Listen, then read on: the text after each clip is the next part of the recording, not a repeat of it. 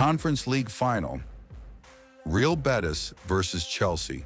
So let's not waste any time and jump straight into analyzing what happened in this match. Chelsea, during their build-up from the back, played with an inverted right back. Malo Gusto consistently moved into the midfield zone next to Caicedo. The center back spread wide, the goalkeeper positioned himself between them, and Cucurella held a wide role. But once Chelsea progressed further from their goal, the keeper was no longer involved in the build-up. At this stage, Cucurella dropped into the back line to form a back three, and Gusto remained inverted, still coming inside into the holding midfield area. The two inside players, Palmer and Enzo, were ready to drop into the half spaces to receive the ball. However, I wouldn't say that the double pivot was very active or effective in progressing play. At times, it felt like there was a lack of mobility, and passing lanes within Bettis' pressing block simply didn't open up. What also stood out to me was how most of the build-up went through Malo Gusto. The goal also came from a Gusto mistake. He got dispossessed, Bettis broke 4-3, and the attacker dragged a Chelsea center back out of position, opening up the space where Gusto should have been during positional defense. Chelsea were in possession and weren't prepared for a turnover. No one covered Gusto's zone. And that was the story of the entire match. If your fullback is inverted, you need additional cover for that zone. But when the fullback himself gives the ball away, there's nothing much you can do. In positional defense, Chelsea played in a 4-1-4-1. Even here, Gusto initially sprinted into the box, which left too much space for Bettis' winger. Chelsea's right side was exposed multiple times in the first half. In one scene, the winger cut inside past Caicedo and found a teammate in the 11-meter zone. But the shot was off target despite being from a top position. In the second half, Reece James came on, but the structure didn't change much. He also played the inverted role. The only difference was that James, when in midfield, played into pressure, whereas Gusto would immediately look to retreat. But even with James, the wide areas were consistently left open. It was surprisingly easy for Bettis to defend against this Chelsea. Their 4-4-2 block was compact, especially in central areas, and both Gusto and Caicedo disappeared inside it. Chelsea couldn't progress through the middle, and because the wingers rarely dropped deep, the team often resorted to horizontal passes, followed by long balls into contested zones or into space behind. Here's an example from the second half. Reece James moves inside, the flank is empty, and Bettis' block has no gaps to receive in the center. The only space is on the wings. Finally, Palmer drops deep and starts the attack, which rarely happened with Enzo or Palmer in general.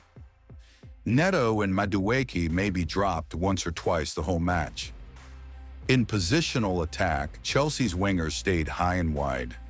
That made it hard to pass to them, and even when they got the ball, it was always 2 versus 3 against them.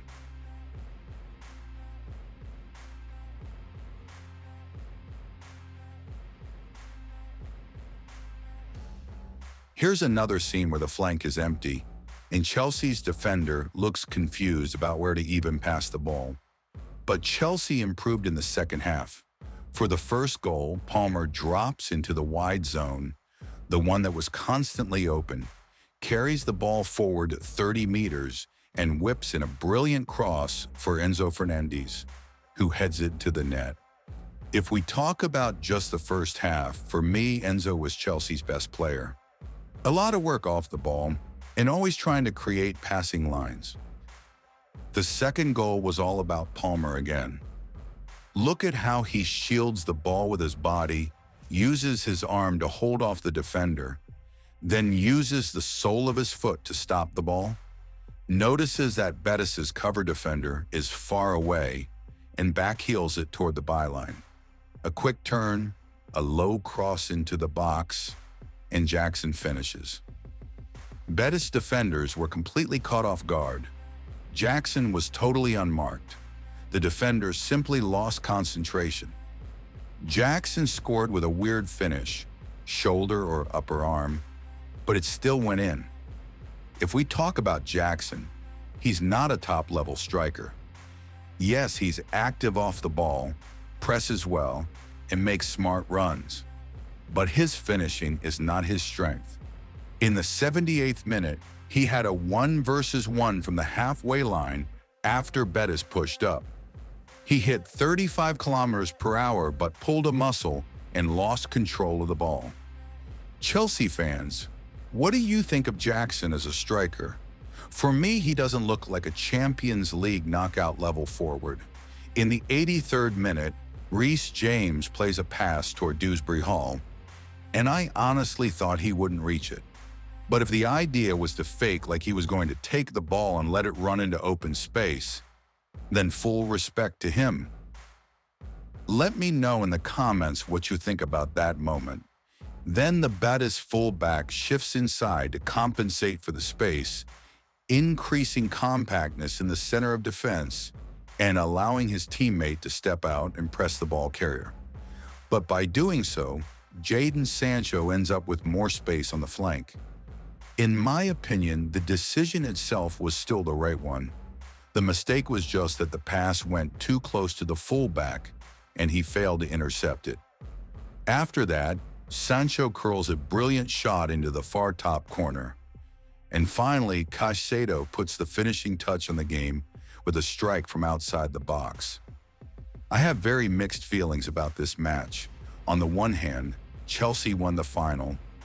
And by the way, they became the first club in history to win every European trophy. But on the other hand, tactically, Chelsea were not convincing and had many problems. It felt like only the individual brilliance of certain Chelsea players decided the outcome of this match. Let me know what you think in the comments. Greetings to all Chelsea fans around the world. Make sure to like the video and subscribe to the channel so you don't miss the breakdown of the Champions League final coming very soon.